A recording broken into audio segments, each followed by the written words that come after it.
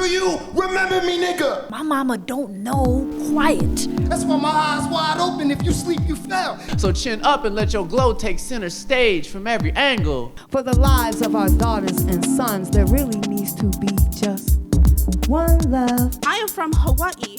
In the dirty and quiet part of your favorite vacation, you must understand. One hand on the handlebar, cop chasing around me like, you can't ride on the sidewalk, living out my best life. When I say CC, you say P. CC, CC. When I say drop the, you say Mike. Drop the, Mike. Drop the, Mike. When I say I love, you say poetry. I love poetry. I love poetry. Give it up for drop the mic. Let's get it started. What's up, CCP? How y'all feeling today? I'm so excited to hear that. Thank you all for being here this afternoon. Welcome to the second round of the second audition show of season 6 of Drop the Mic. Please give it up for all of our student poets.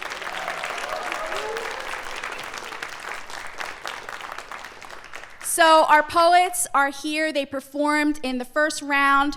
The audience got to vote. The judges have tabulated their scores from the first round, and so they will be continuing with their second poetic performance. For round 2, those scores will be added on to their scores from round 1, and then at the end of the show, we will be identifying the top 5 poets from audition show 2 who will move on to the final showcase, which is next Tuesday, October 22nd, and then they will be competing against the poets who made the top 5 of audition show 1, okay? And so I am Dr. Michelle Myers. I am an associate professor here at Community College of Philadelphia, and I am your host for this afternoon. Every poet who comes up onto the stage, they have a timer, which they can see once they step behind the mic. They are being timed for 3 minutes and 15 seconds. If they go over 3 minutes and 15 seconds, their score will be deducted a half point for each second they go over. And the folks who will be watching them closely, right, and giving them those scores is our amazing panel of judges over here. Please put your hands together. Show some love for our judges. So our first judge closest to the audience is Alicia Dance Ler. Please show your love for Alicia. She's someone who's been with us since season 1. She's now our head judge now. We're so happy about that. She's also, and we say this every time, but we're just so proud to be able to identify her as a graduate. She's about to go on to get her master's degree in behavioral science, and behavioral science. Please give it up for being a graduate, getting her bachelor's degree, going on for her master's degree. And then she's also a spoken word poet here in Philadelphia. And then next to her, we have Dr. Shay Sweet. Please show your love for Dr. Sweet. She is the Dean of Liberal Studies here at Community College of Philadelphia. And next to Dr. Sweet, we have Ills Wills. Ills Wills is a poet. He is doing so much stuff around Philadelphia, both with his poetry as well as his activism. He has been on Drop the Mic many seasons and has been a finalist on Drop the Mic as well for several seasons. And so we are very, very happy to have Ills Wills here today as a guest judge. And next to him, we're honored to have Danny Simmons. Please put your hands together for Danny Simmons.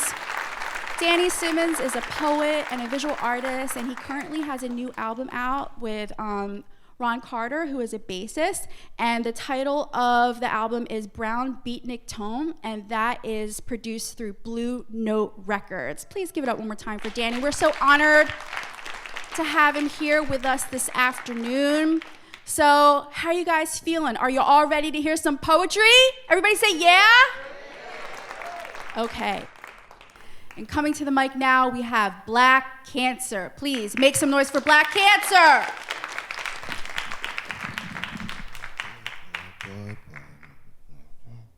I got it though. Yeah, what's up with y'all? How y'all doing? Good. Y'all turned up or y'all calm? Season 6 a little different than season 5. When it was the celebration, I was hype as shit. Which I always am. How y'all doing? How y'all doing? All right, I'm Black Cancer. We're going to get into reacquaintance because it's one of my favorite pieces, and I hope everybody connects with it. Can y'all hear me? Yeah. All right. Now, it's an awkward situation when you run into an old classmate you recognize from the hallways where they were stationed, but you barely remember their name because you hardly was acquainted in the first place. I mean, you partially were strangers, you barely talked during English, math, social studies. You just weren't social buddies. And when it came to being tight, you didn't come close to putty, so why try to fill in the cracks now when the bond back then was even broken, ugly like Flavor Flav before VH1 started promoting loving a guy like him? Anyway, y'all exchange, how you doings? Long time no sees, and you were probably screwings. Together for 6 minutes and 45 seconds just to kill BMW time. Now, funny how you got one and he racing towards needing a government job because basically his funds he's deprived of, which explains the reason why he hungers for that 9 to 5 grub. I mean, y'all couldn't see eye to eye on things back then. He hustled that product. You wanted that proud love from mama and father that was as valuable as the drugs he dished out of the crack house and into those streets and veins of those sleepless fiends who urge for them things to release their pains. We call them K&As, Kensington and Alleghenies. You know what I'm saying? Hold on. Urge for them things to release their pain. A 1-900 hustler thought that all he'd ever know was weed and cane, while you serve knowledge to your brain with no Glock, but yet you aim for those first 2 letters in the alphabet to impress the colleges you seen, cause selling drugs wasn't in your prophecy of fame. You was not into the game at all. You was more so quiet and polite, biased and polite, because you often wanted to discover what the sisters and brothers aim to try to get in life. And the answer was nothing. They had a different struggle. See, you achieve A's, they were gradually flunking. You were screenplays, they was acting give a fuckish. Unity Day, they neglected giving help with. You smoked through textbooks and these characters was puffing. Therefore, if you recognize the face but not the name, don't be ashamed. It's quite the same on their behalf also. See, they was in boss mode or floss mode. You played hard to be in boss mode, the cross toes of those who were eager to be shining, but yet their brains lacked nutrition, so they were weak-minded, street grinding to reach climates of hotness and hot whips with tops dropped bent to the back like a finger when it snaps. Yeah, they felt the snap out of that popcorn player dream that they often made up like Maybelline to embellish and relish the persona that they carry for themselves instead of making dreams come true and dropping that false image that everybody has grown to love. Because they all image, and you know the struggle determines the make or break you aspects of one's life. And evidently, you never stopped in your pursuit of happiness, not even for one life. So as the time comes, let success speak, regardless if they can't recall your name. Because when it comes to money, everybody want it, but half don't hit home runs and make it to the Hall of Fame. Check. Black Cancer!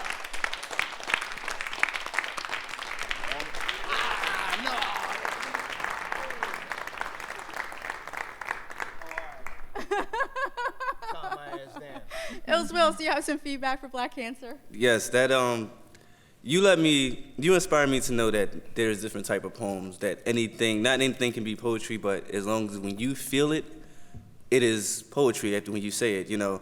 And I think I might take back my trigger warning.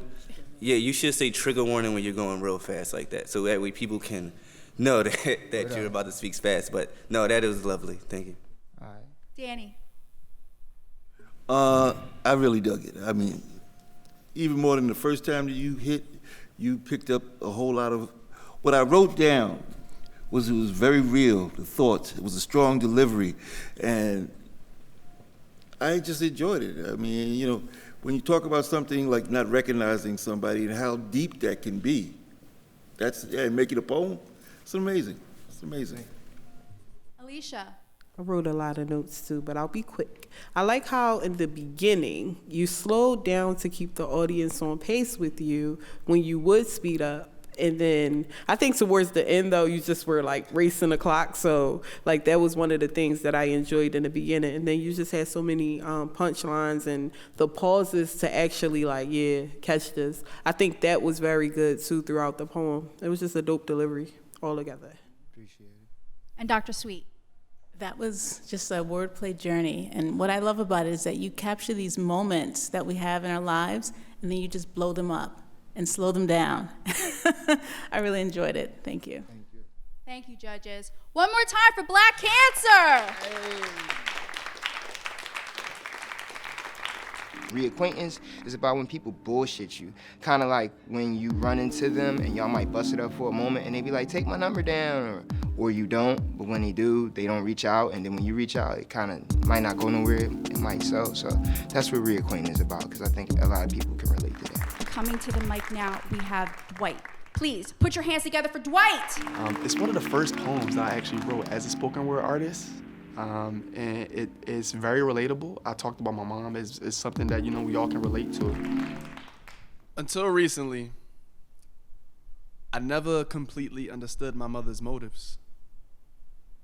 I never completely understood why, as a child, I could never turn my bunk bed into the jungle gym it was on nights that came to a seemingly post-apocalyptic end at 9:00 p.m. I never really understood why, as a child, I could never allow my friends in, or when I didn't finish my broccoli, I wasn't allowed out. I especially hated when sweaty summer, manhunt-filled nights were abruptly ended by roll call. And what was crazy was we promised meet back outside after we ate, knowing Mom definitely wasn't for that.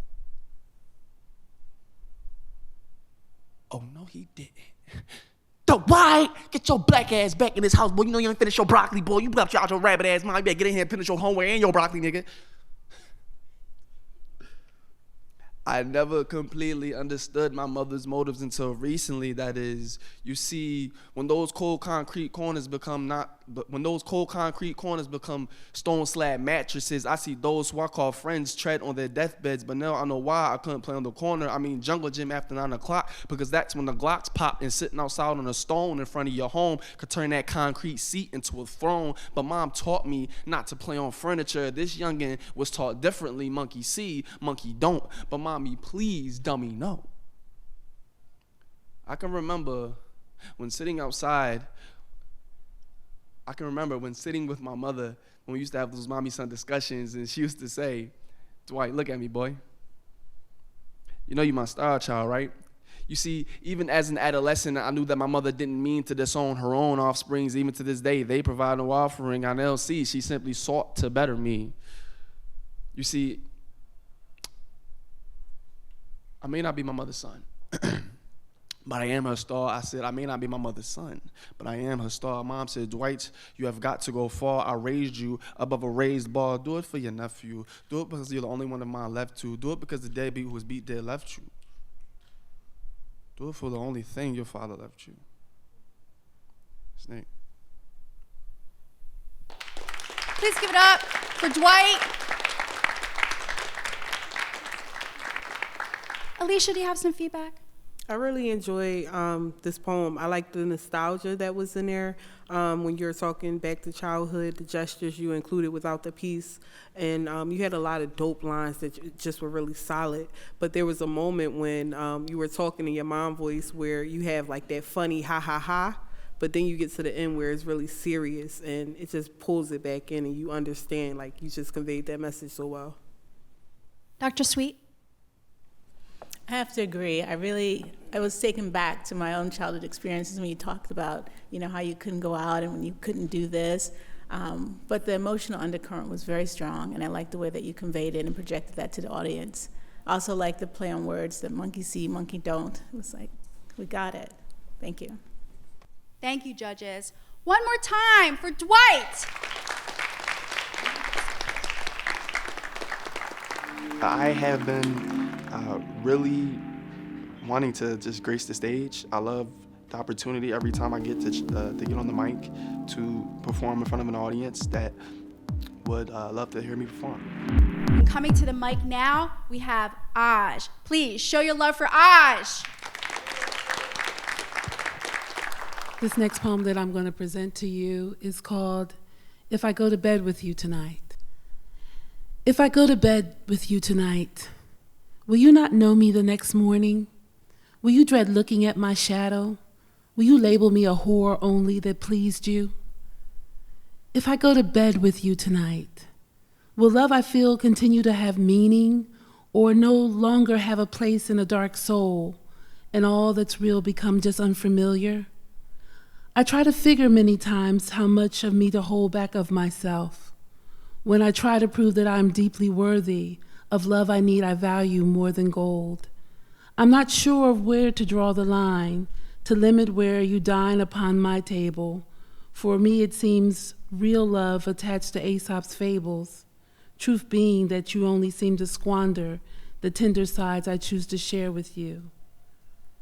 If I go to bed with you tonight, will you be different than the one who had me first? Will you cherish the way I look upon you there? See the pain that I wish you'd wipe away with care? If I go to bed with you tonight, will you understand my heart that's beating strong?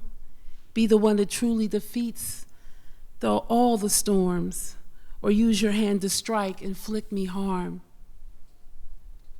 If I go to bed with you tonight, will I see you truly just want me and me only? Or will I end up just blackened, swollen, fractured, torn, shoeless, bleeding? I wonder about the distance of my life. If I'm supposed to live all by myself, will it be that it's me that only cares for me? Or do I live my life with someone I'm supposed to be with? As I lay down quiet late into the night, feel the strength as you hold your arms around me. But are the actions the straight truth that's sent to tell? Or is it lies binding and disguising me to hell? If I go to bed with you tonight, will you label dread to look upon me this morning? Will you hate the look upon me or adorn? Like my parents, will you hate that I was born? Or will you want to stand against the strong storm and mend together all the time is torn? Or will it be just a single night that I regret and probably lose my life?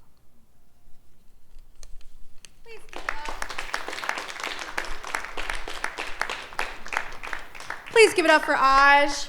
Thank you. Danny.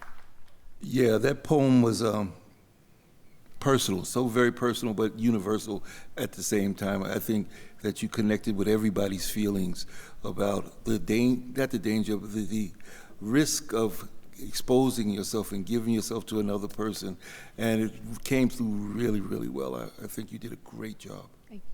And Dr. Sweet. Your voice was also something that kind of lulled me into the poem. I felt like it was almost the way you get lulled into an experience like that, right? That you just think it's just this surface level beauty, right? But every time you repeated the question, it deepened, right? And it's kind of how we want relationships to go. We want them to deepen with each occurrence or each meeting. And that was what you were asking, is that what will happen here, or is this just a one-night stand? So it was really lovely. Thank you. Thank you, judges. Please put your hands together one more time for Aj. It's off the hook what people are going through with abuses.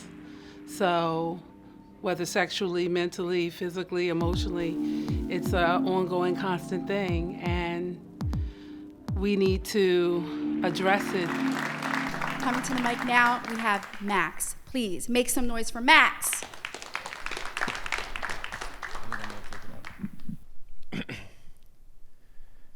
Seeking after I left you like a phone in a bed. Engulfed in the darkness, the devil sparks my soul full of dread. I woefully head towards the mausoleum of my desire. Root bit by the serpent, my circulation's on fire. My purpose waiting on tires to burn out so I can reign. I circumvent the truth, I am Lucifer full of pain. The pot shops, got the product, something like Pop Rocks. Left my key in your pocket, so I busted the top lock. And now we're open. The water movement like an ocean, you drank the potion. I love to cover you in lotion. This is but a minute before the hour turns. I need another apple, my wisdom is how an owl learns. My howl yearns for a pescatarian lover with the soul of a vegan but a carnivore undercovers. Give it up for Max. Ills Wills. Yes. I can, like the songwriter part, I can understand, because a lot of songwriters, they do it so effortlessly and it's so easy that they don't actually think about how they actually should be performing it. So I did understand the words that you said, but as a spoken word poetry, I just would like to have a little bit more oomph behind it. Good job. And Alicia. I think the monotone quiet is your style somewhat. I would love to hear your music too, so I can actually get a sound for you. What I really like is some of these lines that you have, like you said, my wisdom is how an hour learns. And it's something so simple, but as a poet, interpretation is everything. So when you hear lines, you're pulling more into it, and that's what I really like about you. Thank you, judges. Please give it up one more time for Max. I was pretty nervous, so I think I could have done better if I wasn't sweating and feeling the nerves. And coming to the mic now, we have Kenpachi. Please make some noise for Kenpachi. Every time it feels like you're on my mind. Why do I feel so blind? I thought everything would be fine when I moved on. I really don't feel alive. I feel like I want to cry. I just want to die, but I know I had to survive. I had to live for God and open my eyes. It's just that everything would be all right. It's just that your memories, the memories of you, are just lost in time.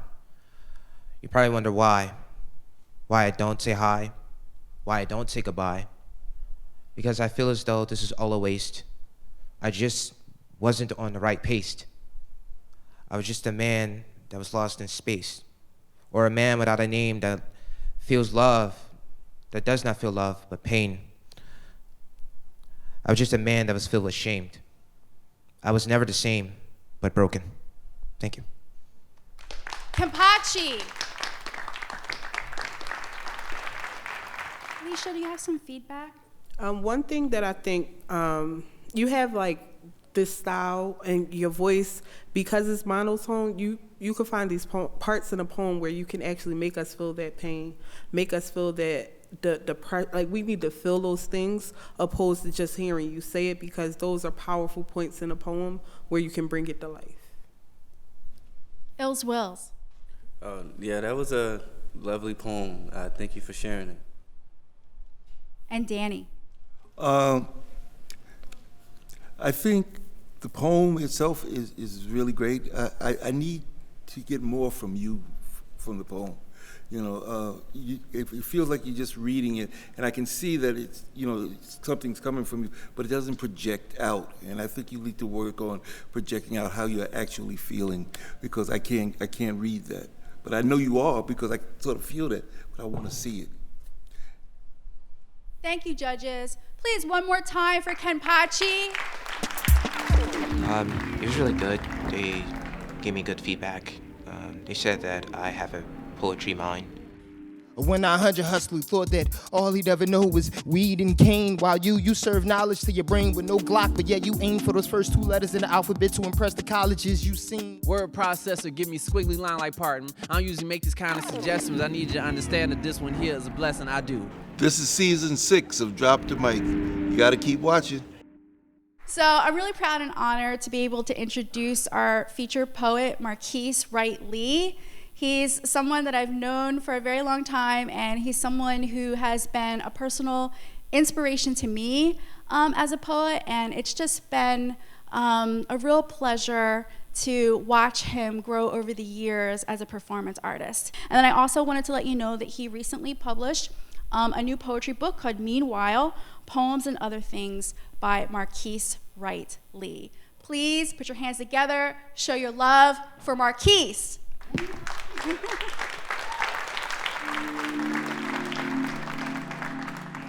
Drop the Mic shows that there are truly gifted people here with something to say. You have mothers, fathers, children. You have different walks of life coming together. Did you hear? Notre Dame caught on fire. Embers used its roof as a dance floor and support beams like a jungle gym, sending a smoke signal up to God, and like magic, pledges equaling 600 million threatened to crush the collection plate 48 hours later. A miracle. A world record blessing worthy of history book recording, so much so, one could wonder if they even got to fully assess the damage before the restoration was completely funded, but I I can't really seem to focus on that. My mind keeps shifting itself to other things, like how my city refuses to talk about how it was moved to bomb a portion of itself to flush out some unruly niggas and let a whole neighborhood burn.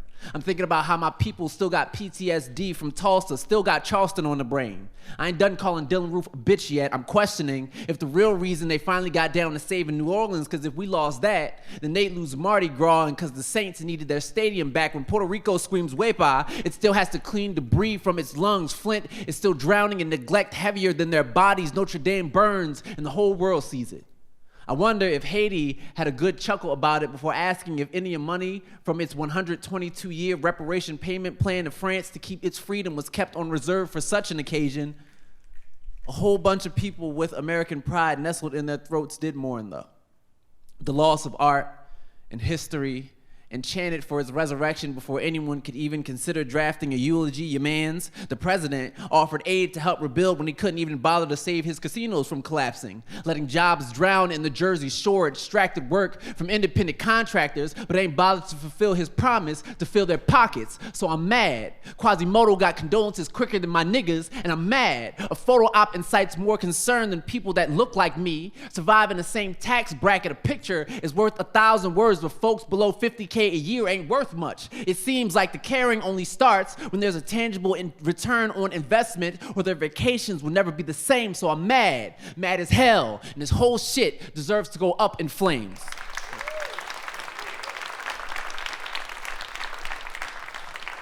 After a year and some change of grueling research, I managed to compile a list of tips and tricks to help stimulate your anxiety. Tip 1. Ask nothing, assume everything. Example. My dad says he loves me, was never really around, so it kind of seemed like a 180 move to me, you know. All these eyes can see is a back turn from the start. I guess when it was said that Atlas was holding the world, they weren't talking about mine. I must not have been worth the wait. I mustn't have been the gains he wanted. Maybe that's why he and my mother stopped working out. I wonder if she wasn't a good spotter for him, or if he decided to just press on without her. I wonder if his muscles were so fatigued from raising my siblings, one of which was born outside of the bloodline, that when he got to me, there was no pushing through the last set. Tip 2, ask question, receive answer, assume anyway.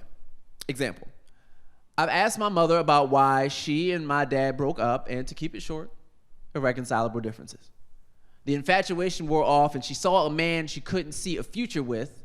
This is, more or less, what I've been told. And I wonder if her baby bump wasn't the iceberg for their love boat. I wonder if my birth, my path to freedom, tried to play savior to my people, but I didn't know how to bring their rough waters back together. Why you ain't telling me I wasn't Moses, God? This was supposed to be the safest route, wasn't it? The one that led to a brighter future. It wasn't supposed to let my people go down in flames, or let the flames be put out. Why wasn't I the answer? Why couldn't I bring peace? What's with all these shards in the wake of it all? Not pretty enough to craft a mosaic. Tip 3, ask, receive answer, take it in, let it devour you from the inside out. Example.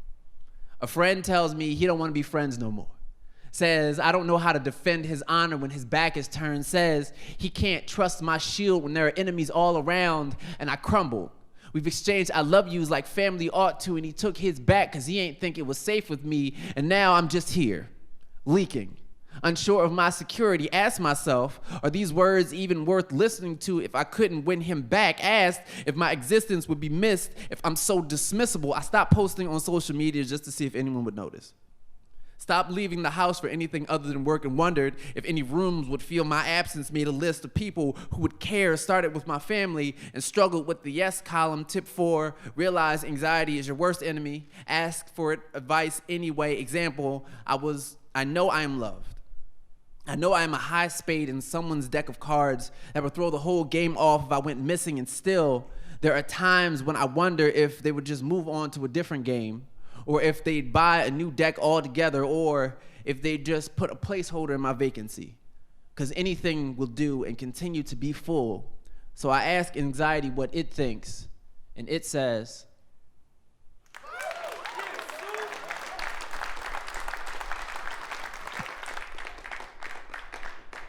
all righty then. So I have one more poem for y'all. Y'all fine with that? Y'all good with that?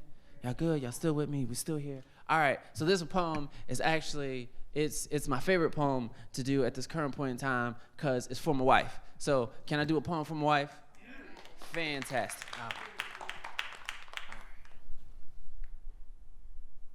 I fell for her, she caught me, slipping. 2 left feet tripping. If I was a psychic, she'd forever be the vision, the answer to all my problems. Even the long division, she's a field trip. And I swear she got all of my permission. Listen, she's the kitchen and the dinner. Can't see myself eating without her, and damn if she ain't delicious. I swear it's more than my missus. On God, it's more than the feeling. It's a prelude before my vows could even be written. Can I get a rhythmic snap? Yeah, she might crack a cell, get the center, nucleus, if you feel me, right? All right, let's see.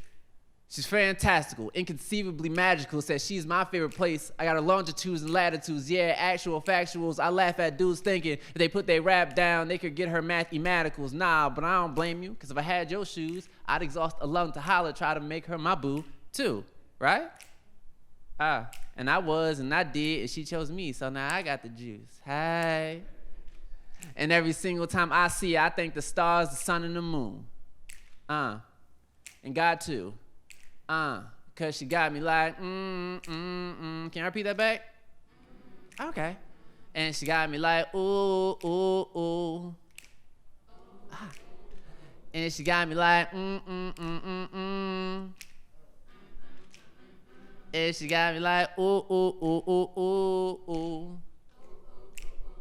Then she got me like, I like how rhythmic y'all are. Y'all feel it. Y'all in the groove. Y'all moving with it. You know, I like it. I love it. She got me like how I got my mama's features. Undeniable. She got me like how gravity got us all. I ain't going nowhere until she no longer exists. I'd be remiss if I didn't say I love her Mount Everest tall. You know, new heights. Gave her I do ice, threw a ring on it because Yonsei said if you like it, that's what you do, right? Loving her can't be wrong because she too right. Make me do a 180, got my future so bright, got my past looking shady and distrusting. This ain't a discussion, I can't go back to bankrupt life if she's an oil well good for the gushing. She ain't just something, she's everything. I'd lift every voice and sing, but that still wouldn't be loud enough if you can't tell. I'm proud of her, she gets all my standing ovation and all. Even if I ain't get no approval from y'all, I stand for her on sight. She's so cold, you thought I bit into a Klondike.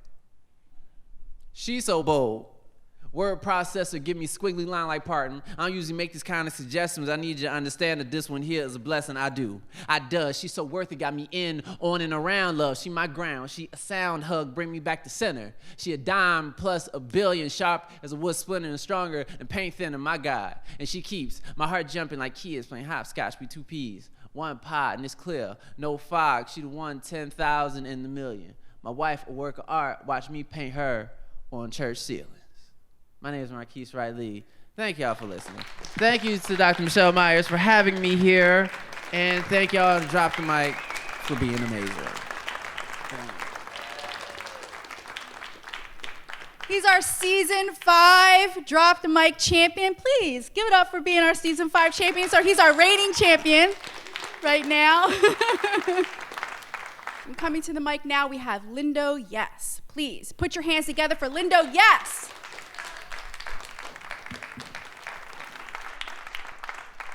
Black women lose their life as much as black men under police custody. But which one gets more media coverage? Which one has more outrage in the community? The Department of Justice under Obama found that Baltimore police held more people in custody than they actually put people in arrest. This is an ode to Corinne Gaines. Generational curses are passed on like hand-me-down shoes that didn't quite fit you, always weird on your soul, so you've been outspoken in this world that thinks black women are too loud anytime they don't suffer in silence, so you don't know quiet. So when they pulled you over in a car, said they wanted all that smoke, you had a hookah and a shotty in the car, you went all the way live, because you know these Baltimore police are birthed from the mud. These dirty cops surround your apartment, only become an audience for black girl magic as you held your son to make him bulletproof so he can wake up in the morning, wake up in the morning, wake in the morning, but wake morning you? Thank you. Lindo, yes. Danny. You know, when you mentioned that sister's name, so many people have been killed by the police. It took me back because, you know, she's 10 people back, 20 people back, 30 people back. They got knocked off, the sister that just got killed. And so, you know, poems that express these type of things keep us aware that this is an ongoing problem, and it's really important that our poets talk about social justice. So I appreciate what you just said. And Alicia. I feel like everything you did within this poem was super intentional, and the fact that it was so short, and then you end on the part where you're talking about mourning, because we are still mourning these people. These people live such short lives, and we just sit. And because of that, I feel like I just connected differently with this piece. But it's so powerful, so powerful. Thank you, judges. Please give it up one more time for Lindo, yes. Yeah, so it's just like, I just care in general, and I saw that this was just like not being as much attention as like black men being lost in police custody. And coming to the mic now, we have Brad Llewellyn. Please make some noise for Brad Llewellyn. So I wasn't gonna perform this, but I felt like it was more appropriate. A couple of years ago, a friend of mine, not even really a friend, just a person I knew, died from heroin overdose. Just on the streets, just died. And I had really no like connections to this person. I just vaguely knew them, and I thought they were doing well, and I thought they were just getting to it, but they just died. So I wrote this poem. Last night I began to decay. My body split itself into the molecules of existence, and I evaporated and precipitated all over the world. The water in me became the clouds. Fluid gases mix and separate like people do in life. They blow me around the world, and I have never beheld such incredible views from high upon the seats of the heavens. I reign, and I am emotional, but the emotions I now feel are all of them at once, and with a spectacular splash, I fall back to earth and you. Parts of me are rainy forever, but I flow and fill the pores of the planet. I am drunk by the worms, and I give life to seeds and flowers that strangers see as they pass me by all over the world. The sun and I communicate to combine and be life and be thoughts and be fuel. We breathe new energy, and at all times with no ceasing. And although the single instance of my passing was pain, I am ubiquitous and unending. We who wish to break free from skeletal cells and bonds of modernity, our eruption from singularity is a declaration of an anxious, eternal peace. One day and every day, severance is a dream. Though gone in form, we are now its translation. The glyphs of fleshy ignorance, no longer bound, we return to its realm. We return as the tears in a father's eyes as his daughter begins her own timeline. We come back as cooling winds in the summer and children play in what was our suffering. An expanding, vacillating, emotional blizzard. We are the moan of springtime on a warm day in February. The ripple upon the grasses, we are its breeze. Mourn as you must. My presence is merely less familiar. Beckoning, I call for you to return to my company and bask in my love and beauty and sorrow forever with me. Thank you. Brad Llewellyn. Danny, do you have some feedback for Brad? Yes, I do. I really connected with that poem. I mean, when I was around your age, a lot of friends of mine died from heroin, and so it just took me back there. But what I liked is that you really connected with his death in a way to find positive things that you could give back to the world. So I think, and the delivery was good. So I think you did a wonderful job. Dr. Sweet. I really enjoyed your poem. I loved how the poem itself was kind of evinced the circularity of life. So that was just wonderful. I also like that even though you were reading it, you still evoked the emotion of the poem. So well done. And Ills Wells. You know what I mean? Yes, I the fact that you was reading it really wasn't that much of a distraction. It was, in fact, it made me watch even more because you was still giving eye contact and you was reading and doing your thing, very energetic, you know. So that was lovely. Thank you, judges. Please make some noise one more time for Brad Llewellyn. I felt a lot better this time. My performance was more emotive and I had more gestures and a better delivery, I think. Coming to the mic now, we have Annette Hall, aka the Crystal Moment Collection. Please give it up for Miss Annette. Don't be a critic during crisis. It's easy to be a critic about people you don't know, bad choices they may have made. But child, whatever you do, don't say, I told you so. An epidemic of teenage pregnancy, girls swept off their feet, giddied by desires as puberty they meet. Now a baby to take care of. Girl, she can barely take care of herself. Abandoned by baby's daddy, embracing poverty and not wealth. Men living the fast life, sowing wild seed, ducking child support. Women scared and overwhelmed, saying, this baby I'll abort. Parents afraid of their children playing in the streets, least a random act of violence and an unnamed bullet they meet. Parents saying, I'd like to work a 9 to 5, but 40 hours ain't offered to me. I'm wearied working 2-3 part-time jobs. My children I barely see. Hustling, working under the table, avoiding taxes, just trying to pay those bills. No workers' comp if I'm injured, no health insurance if I become ill. Yet, there's some people who are just downright lazy, playing the system they want to be kept. Time wasters, minds of entitlement, lacking vision and self-respect. Being stupid is acceptable. No need studying those books, pushing drugs, then selling them and using them, and before they know it, they're hooked. Yet there's a story behind every person's life. Some are laying in the streets with life unexpected stresses. All of a sudden, they meet. The loss of a loved one, got laid off, too many bills to pay, evicted, sofa surfing, and homeless. There's no place for them to stay. A shot of liquor, a hit of drugs, just to ease the pain.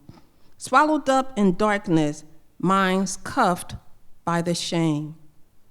So help and encourage the oppressed. The struggling, show them what to do.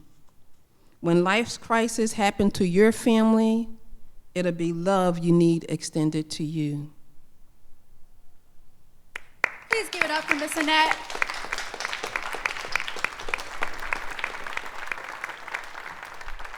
Dr. Sweet. So this was the first time that I heard you, and I very much appreciated it. It felt like conversations that you overhear, like you walk by a group of people and you hear snippets of their stories. And that's kind of how it felt, that you were telling snippets of conversations that you heard. Thanks. And Ills Wills. Yes, so yes, same as well with the story. I think like for the people that do have different poems that may not seem like they're connecting poetry-wise, just try to put something in there like this is my poem or something that'll reoccur. So then, it can make them all connect. But it does seem like you had a bunch of conversations and you don't even want to have them anymore. So you just like, hey, listen, this is the bottom line to everything. So it did help me. Thank you. Thank you, judges. Please make some noise one more time for Annette Hall, AKA the Crystal Moment Collection. I think it went pretty much okay. And the judges said it was like various pieces of storytelling. And coming to the mic now, we have TJ Bash. Please put your hands together for TJ Bash.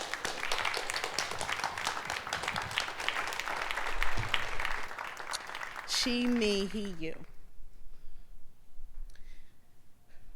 She is fly and flawed, a woman unapologetically, taken aback by the constant resistance of the royal status ancestors bestowed upon thee.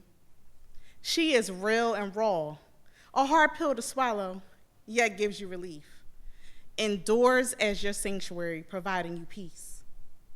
She will follow as long as you acknowledge you are prepared to lead. No longer in the history of oppression should we sit still and wallow. Take your rightful place, whether it be in the classroom, boardroom, courtroom, house, or Senate room floor, as kings and queens in modern day form. Let us create generational wealth, holding fast in faith.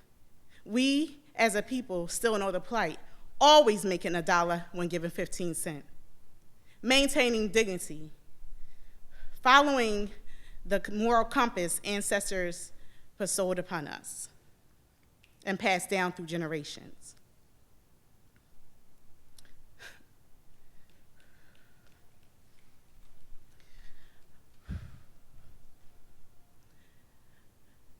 Oh, gosh. Honoring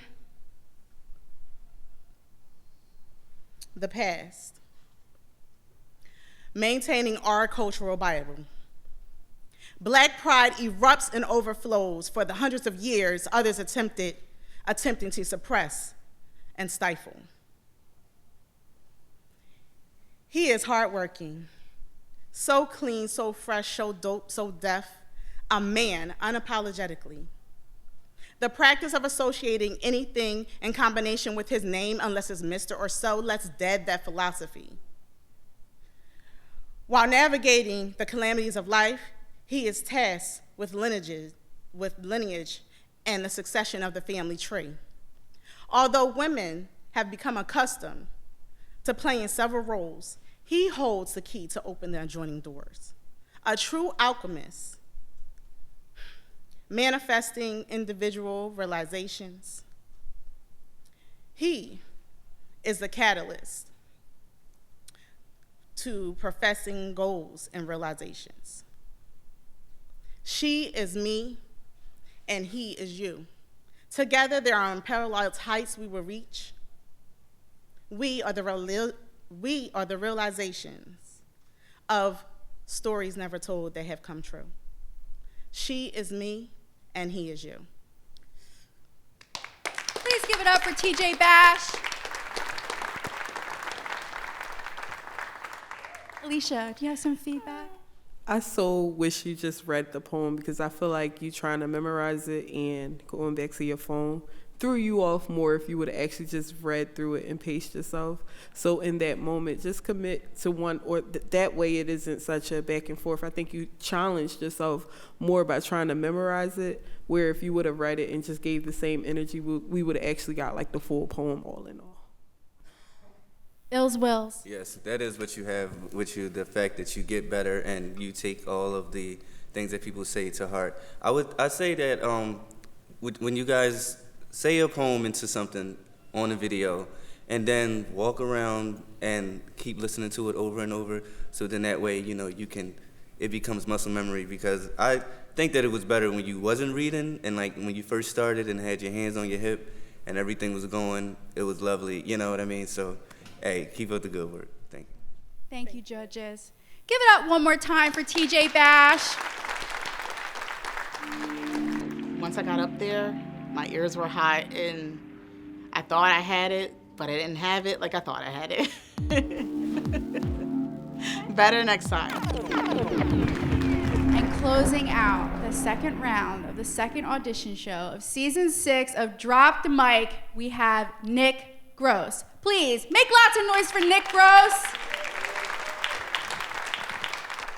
This is a little piece I wrote called The Big Bang Theory. We knew it wasn't meant to be. The life we were given wasn't meant for us. Sorrow plays out in our mind like a bad song. We followed the laws of reality for way too long. Now we are shattering that reality like cracked glass, You and I have found all the infinity stones, and we choose to make new life. Follow the leader was the game we played. We had questions, yet no one spoke up. We followed agendas that were set up for us to be miserable. We didn't really know what self-love was. Individuality was okay, as long as you stayed in a formation. We kept the darkness to ourselves. We hopped on gravel roads in the rain like toads chasing flies that were never there. We spent most of our lives trying to escape the fate of unfulfillment and thrown away dreams. But now, I want to face the sun with you. We don't have to run. A witch's spell was casted on all of our lives, but we have the power to change that. Let's break these generational curses. We don't have to live like our mommies and daddies. We are granted everything we need to break the spell. We don't have to accept this hell. Heaven is truly where the soul lives, and my soul requires something different. If we could break general curses, then we could break any damn curse. Each individual, all held together by a string. Cut that string up, let the pieces fall where they may. I get inspired in May. I let my shit fall out in October. The days mean nothing if we're too insecure to be led by our gifts. Let's live up to our own expectations with kindness and patience. With love, we could create a new universe. Thank you. Please give it up for Nick Gross. Dr. Sweet, do you have some feedback? Yes, so I love that poem. I like the way that you started with the title, The Big Bang Theory, because the first thing I wondered was, how's that going to tie in? And actually, it was like every word just filled that bowl that you set before us, and then it just popped. So I loved it. Danny. You know, personal feelings are strong, powerful fuel for poetry, and I think you're really emoting what you have to say. I think your deliverance is a little monotone, and I think you need to reflect and change your tone a little bit to emphasize certain things or de-emphasize the other. But the writing is excellent, and it takes you to who you are and what you've been through. So, bravo. And Alicia. Yeah, I really feel like you're really such a dope, and you're like a really strong writer too. And I enjoy that about like hearing your material and knowing like the writing behind it is really strong. I like the Marvel reference as well as how the audience connected to your piece, because the entire time you had the audience's attention. And I think that's something really important when you're sitting there, you're standing, you're quiet, you're reading from paper, and you're still able to capture the audience's attention. That's really dope. Thank you so much, judges. Please make some noise one more time for Nick.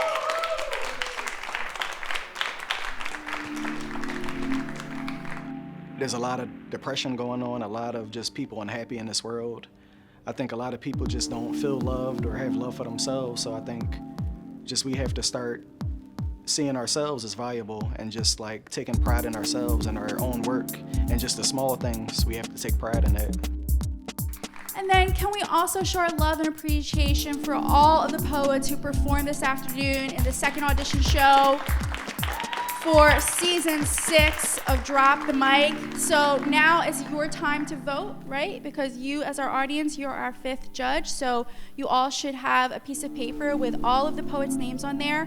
So if you please just circle the name of the poet who is your favorite poet. Just circle one name. Our judges are going to total up the scores from both the first round and the second round, and then we're going to announce our top 5 poets who will be moving on to the final showcase next week.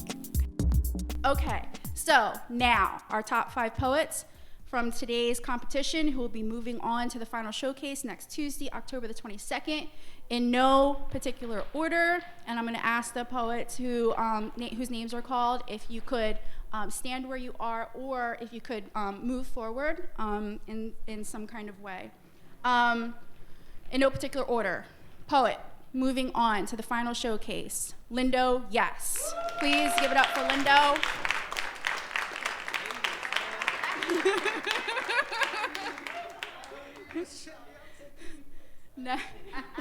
Next poet moving on to the final showcase. Aj, please make some noise for Aj.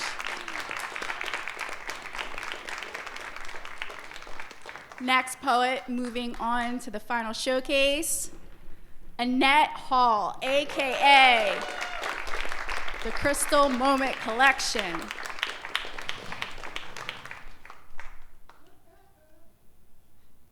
Next poet, again in no particular order, moving on to the final showcase, Dwight. Please put your hands together for Dwight.